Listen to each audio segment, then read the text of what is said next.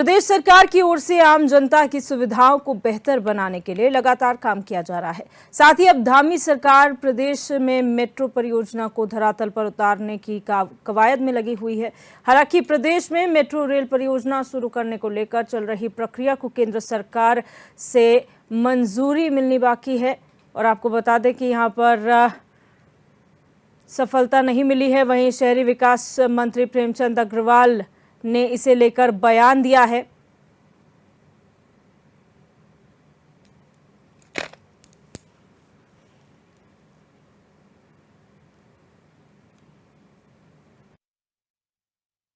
तो मैं ये, चूंकि आप जानते हैं कि मेट्रो हमारे प्रदेश में इसकी सुविधा मिले, इसके लिए लगातार हम प्रयास करते रहे और चूंकि सेंटर में हम लगातार इसकी बातचीत करते रहे, वहाँ आशातीत सफलता हमें नहीं मिली।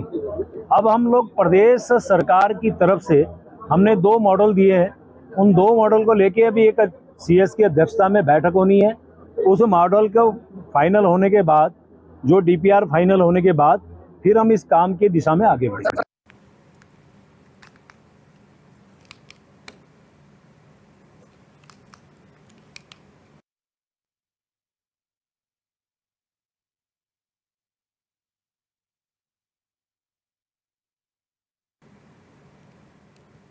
मौसम विज्ञान केंद्र की ओर से चमोली में तेज बारिश को लेकर येलो अलर्ट जारी किया गया है। भारी बारिश के मद्देनजर भूस्खलन प्रभावित क्षेत्रों में ज्यादा सतर्कता बरतने की सलाह दी गई है। वहीं बारिश के चलते बद्रीनाथ राष्ट्रीय राजमार्ग नंदप्रयाग और कमेड़ा में मलबा आ जाने से अवरुद्ध हो गया है, जिसे बहाल करने की कोशिश की जा रही है। वहीं जिले भर में 47 लिंक मोटर मार्ग बंद चल रहे हैं। इसके अलावा बिजली वितरण खंड नारायणगढ़ क्षेत्र अंतर्गत सिमली नारायण बगड़ में बिजली लाइन क्षतिग्रस्त होने की वजह से तीनों ब्लॉकों में लगभग 150 गांवों में बिजली आपूर्ति बाधित हुई है।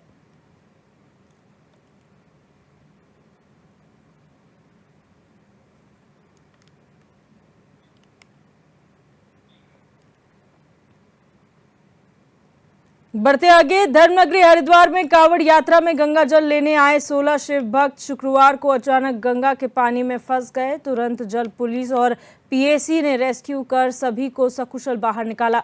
दरअसल गंगा का जलस्तर बढ़ने के बाद गंग नहर में सिल्ट आने के कारण कल गुरुवार को गंग नहर को बंद कर दिया गया था। इसके बाद कांवड़िए गंग नहर के बीचों बीच जाकर नहा रहे थे, तभी अचानक गंग नहर में पानी छोड़े जाने के बाद सभी लोग गंगा में फंस गए, जिन्हें रेस्क्यू कर बाहर निकाल लिया गया है।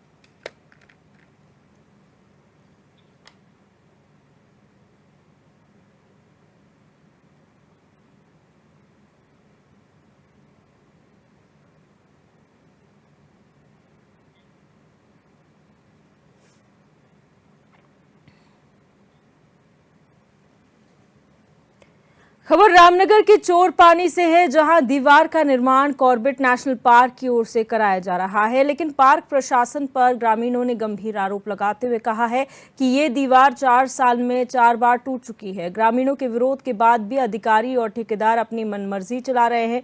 उन्होंने बताया कि कॉर्बेट के अधिकारियों ने इस दीवार को पैसा कमाने का अड्डा बना लिया है। विश्व प्रसिद्ध जिम कॉर्बेट पार्क के दामन पर घोटाले के दाग लगने से जिम्मेदार अधिकारी बाज नहीं आ रहे हैं। जिम्मेदार अधिकारी ठेकेदार की मिलीभगत से घटिया सामग्री का प्रयोग कर दीवार बनवाई जाती है और जैसे ही मानसून आता है ये दीवार धराशायी हो जाती है।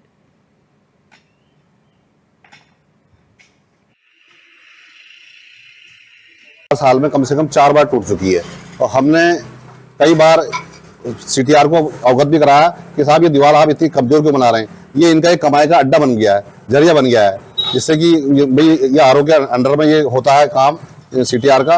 ये कह रहे हैं कि हमने इनसे कई बार पहले भी कहा कि यार भाई साहब, आरओ साहब, इसको ये दीवार को क्या नाम कहते हैं, मजबूती से करो और इसमें निकासी बनवाओ। तो ये बार बार हमारे कहने के बाद भी अपने मन की काम कर रहे हैं।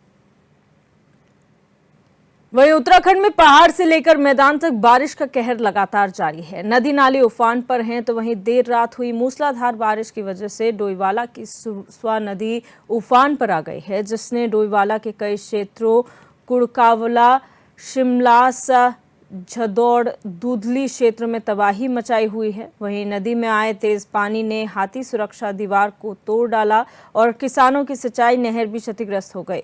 जबरावाला डोईवाला को जोड़ने वाले मार्ग की पुलिया पूरी तरह से टूट चुकी है, जिससे मार्ग पर आवाजाही बंद हो गई है। वहीं कुड़कावाला बस्ती में कई घरों में पानी भर गया है, जबकि कुछ घर नदी के कटाव के निशाने पे हैं। हालांकि प्रशासन के अधिकारी मौके पर मुस्तैद हैं और बहाव का रुख चैनलाइजेशन के माध्यम से दूसरी ओर मोड़ने की कोशिश में लगे हुए हैं।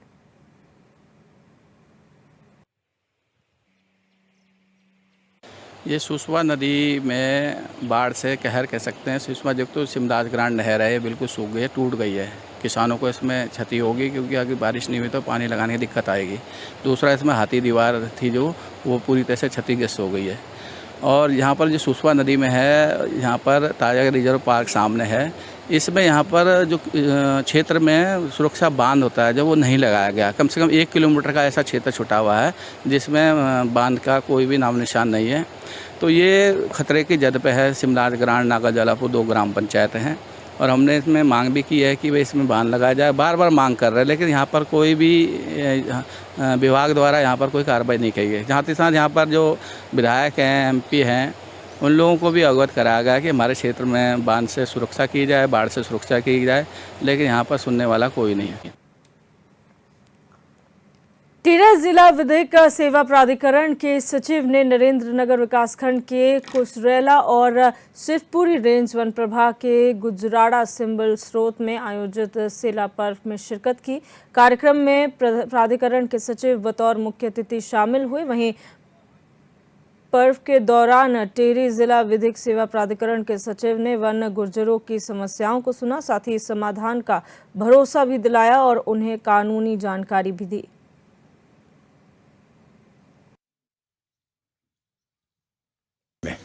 देखिए, ये माननीय उत्तराखंड राज्य विधिक सेवा प्राधिकरण के निर्देश पर और माननीय जिला विधिक सेवा प्राधिकरण के जो हमारे अध्यक्ष हैं आदरणीय श्री योगेश कुमार गुप्ता जी, उनके निर्देश पर ये हमारा जो वन गुर्जर समुदाय है उनके साथ मिलकर हम एक सेला पर्व का आयोजन कर रहे हैं, जो 20 जुलाई से लेकर 31 जुलाई तक 11 दिन दिवसीय अभियान था। इसमें वर्तमान में हम लोग शिवपुरी रेंज में जिला विधिक सेवा प्राधिकरण की ओर से वृक्षारोपण का कार्यक्रम कर रहे हैं। इस कार्यक्रम के दौरान जब हम वन गुर्जर समुदाय के लोगों के साथ वार्ता कर रहे थे तो हमें ये पता चला कि समुदाय की अपनी कुछ समस्याएं हैं। आपके राशन कार्ड को लेकर समस्याएं हैं, आपकी शिक्षा को लेकर, और भी बहुत सारी ऐसी समस्याएं हैं जिनके बारे में वन गुर्जर समुदाय के जो प्रतिनिधि हैं, संगठन के जो प्रतिनिधि हैं, उन्होंने हमसे चर्चा करी तथा ये अनुरोध किया कि जिला विधिक सेवा प्राधिकरण आपकी उन समस्याओं के संबंध में जो कुछ कार्य कर सके करे।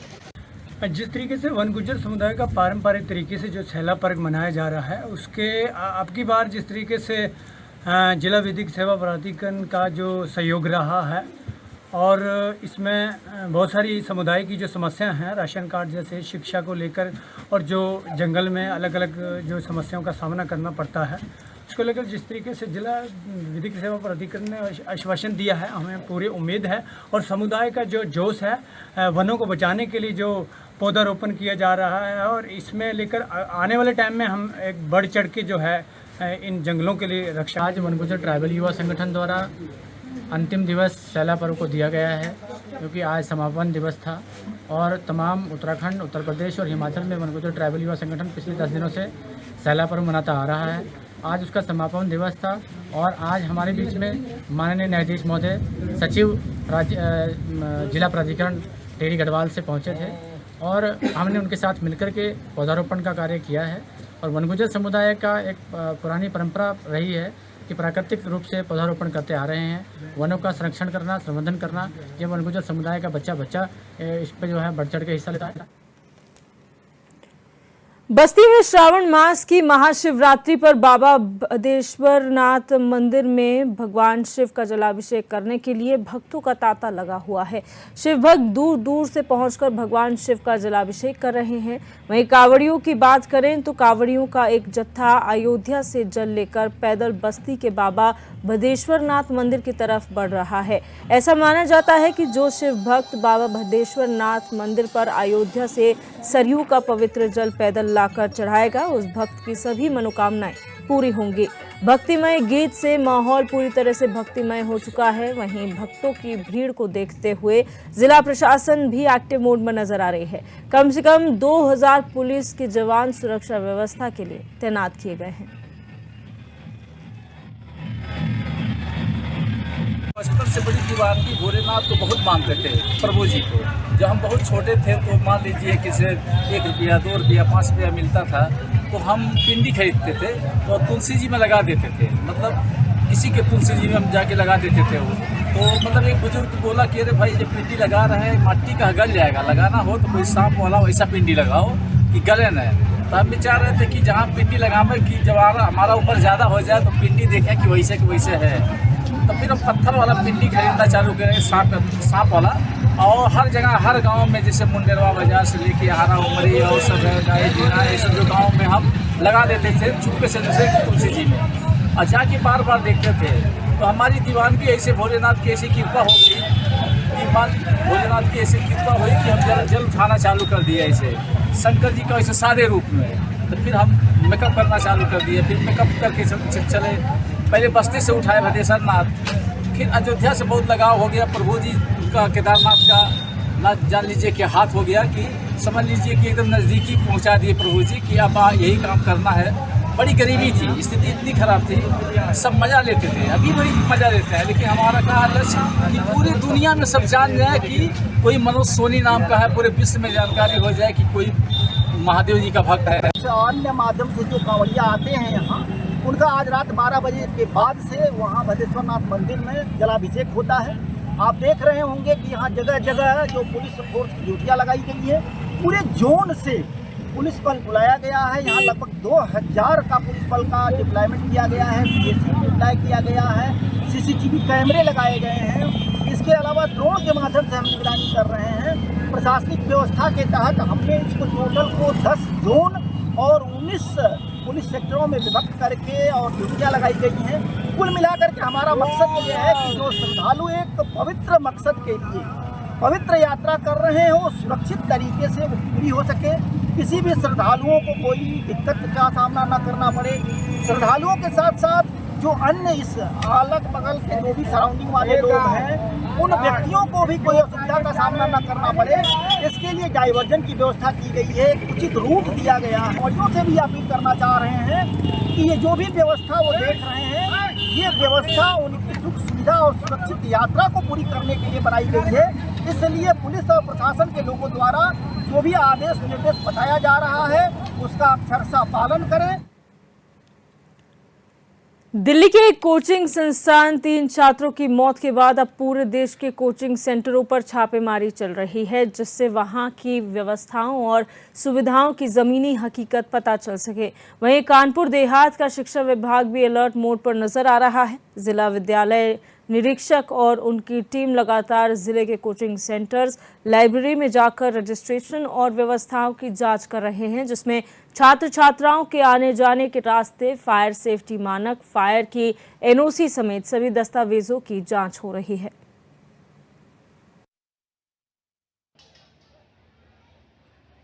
आज हम लोगों ने सवेरे 10 बजे से कोचिंग इंस्टीट्यूट्स के निरीक्षण शुरू किए। पहले हम लोगों ने अकबरपुर में 7-8 कोचिंग्स देखी, जहाँ पे बहुत ज्यादा संख्या में बच्चे कम जगह में ठूस करके भरे गए थे। वहाँ पर ना ही कोई ऑल्टरनेटिव एग्जिट था, ना ही फायर डिपार्टमेंट से कोई NOC इनको जारी हुई थी। एक आध कोचिंग सेंटर्स तो बेसमेंट में चल रहे थे, उनको भी हम लोगों ने नोटिस जारी करना है। उसके बाद हम लोग पुखराया गए, वहां पर भी हर गली में 3-3, 4-4 लाइब्रेरीज चल रही थी। उनके भी नॉर्म्स कोचिंग सेंटर वाले ही हैं, लेकिन उनके द्वारा ना कहीं रजिस्ट्रेशन किया गया था, ना ही उन्होंने किसी से कोई अनुमति प्राप्त की थी। एक तरह से अवैध लाइब्रेरी चला रहे हैं वो लोग। और सही बात यह है कि वहां पर ना ही बच्चों की सुरक्षा का कोई पालन किया जा रहा है, ना ही ऑल्टरनेटिव एग्जिट है, ना ही फायर सिस्टम का उनके पास NOC है। हम लोग सबको नोटिस जारी करेंगे और उनको कहेंगे कि बिना रजिस्ट्रेशन के कोई भी कोचिंग यहाँ पे संचालित ना हो।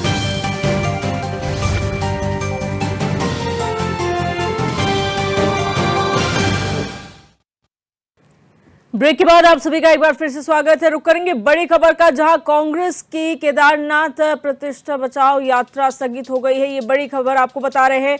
कांग्रेस की केदारनाथ रक्षा प्रतिष्ठा यात्रा को स्थगित किया गया है। नेता प्रतिपक्ष राहुल गांधी की अपील पर यात्रा को स्थगित किया गया है। ये बड़ी खबर आपको बता रहे हैं। आपदा के चलते ये फैसला लिया गया है, जहां भारी बारिश के चलते पहाड़ों पर स्थिति भयावह बनी हुई है और ये कहा जा रहा है कि स्थिति सामान्य हो जाए उसके बाद फिर से ही यात्रा शुरू की जाएगी। अरुण सैनी हमारे संवाददाता हमारे साथ फोन लाइन पर जुड़ चुके हैं।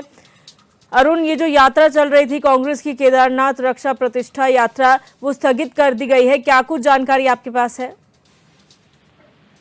जी देखिए, बिल्कुल देखिए, केदारनाथ रक्षा प्रतिष्ठा यात्रा कांग्रेस जो है वो कर रही थी और आज यात्रा का जो है 10वां दिन है और ऐसे में कांग्रेस की जो यात्रा है वो फिलहाल के लिए स्थगित कर दी गई है। और आपदा को देखते हुए जो तरीके से केदारनाथ में जो बादल फटा उसके बाद कई यात्री भी फंसे और जो पैदल यात्रा मार्ग है वो भी बाधित हुआ, उसे जो है तैयार मार्ग को किया जा रहा है। तो ऐसे में कांग्रेस पार्टी ने आपदा को देखते हुए जो है यात्रा अपनी स्थगित कर दी है और नेता प्रतिपक्ष राहुल गांधी के आह्वान पर जो है यात्रा को स्थगित किया गया है। और ये कहा जा रहा है कि जो है राहुल गांधी ने कहा कि पहले जो आपदा आई है उसमें राहत बचाव कार्य में सभी कार्यकर्ता और सभी नेतागण जो है वो उसमें जुटे और इसके बाद जो है पुनः यात्रा सीतापुर से केदारनाथ के लिए जब स्थिति सामान्य हो जाएगी तो उसके बाद कांग्रेस पार्टी फिर दोबारा से जो है यात्रा को करेगी सीतापुर से, जहां पर आज यात्रा का अभी स्थगित की गई है। तो ऐसे में जिस तरीके से लगातार आपदा आई हुई है और लगातार जो है चाहे जो मार्ग है वो भी बाधित है, तो उसको देखते हुए ही कांग्रेस पार्टी ने अपनी यात्रा आज स्थगित की है। और जिस तरीके से लगातार जो है सोने चोरी को लेकर कांग्रेस पार्टी यात्रा निकाल रही थी और लगातार जो है सत्ता पक्ष जिसको लेकर सवाल खड़े कर रहा था। हालांकि अब ये माना जा रहा है कि यात्रा अभी तो स्थगित है, लेकिन अब आगे किस तरीके से जब स्थिति सामान्य होती है तो कांग्रेस पार्टी यात्रा कब शुरू करती है कब नहीं, ये आगे देखने वाली बात है। जी, राहुल गांधी ने यहाँ पर तमाम पदाधिकारियों को, नेताओं को, विधायकों को ये सलाह दी है कि आप लोगों के बीच में जाए। अगर उत्तराखंड संगठन की बात की जाए तो किस तरीके के निर्देश जारी किए गए हैं, क्या पूरा रोड मैप रहेगा इस आपदा के वक्त में? जी देखिए, बिल्कुल देखिए, जिस तरीके से प्रदेश में मैदान से लेकर पहाड़ तक जिस तरीके से आपदा आई है और जिस तरीके से कई लोगों की जो है मौत भी हुई, अभी तक की आंकड़ा बताए तो 16 लोगों से अधिक जो है मौत हो चुकी है आपदा की वजह से, भूस्खलन की वजह से मार्ग बाधित है। तो ऐसे में नेता प्रतिपक्ष राहुल गांधी ने ये कहा है, सभी कांग्रेस जनों को ये आह्वान किया है कि जो है फिलहाल जो आपदा आई है उसमें लोगों की मदद करें, लोगों के साथ जुड़े, उसमें लोगों को जो है राहत बचाव कार्य किए जाए, राहत बचाव जो है उसमें कार्यों में जो है जुटा जाए और प्रशासन की मदद की जाए ताकि लोग सुरक्षित रहें, अपने घर से सुरक्षित जा सके। तो ऐसे में कांग्रेस पार्टी अभी आगे किस तरीके की रणनीति तैयार करती है, किस तरीके से राहत बचाव कार्यों में जुटती है, लोगों को किस तरीके से मदद मुहैया कराती है, ये भी उसके लिए पूरा रोड मैप तैयार किया जाएगा। हालांकि अभी जो है यात्रा को स्थगित किया गया है और अभी ये कहा जा रहा है कि जो है जब स्थिति सामान्य होगी उसके बाद सीतापुर से पुनः केदारनाथ के लिए कांग्रेस पार्टी अपनी यात्रा जो है वो निकालेगी। जी, बहुत शुक्रिया अरुण हमारे साथ जुड़ने के लिए और जानकारी साझा करने के लिए।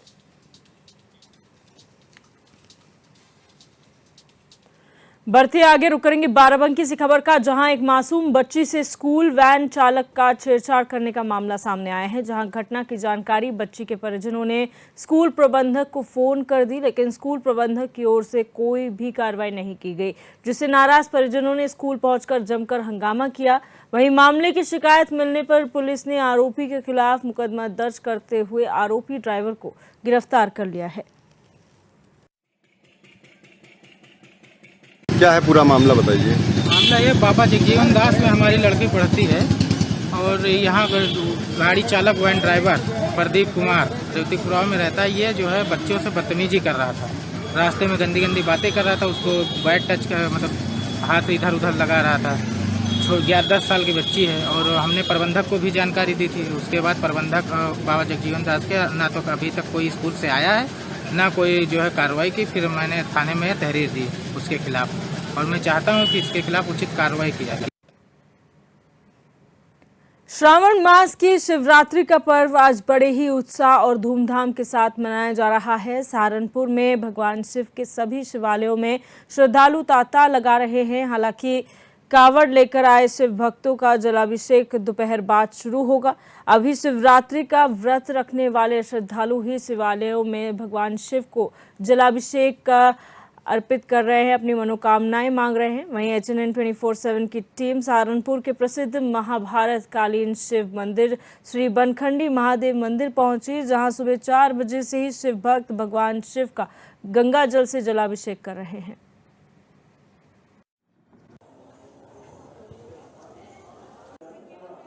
जो सुकून नहीं पूरे संसार में, वो सुकून है महाकाल के दरबार में।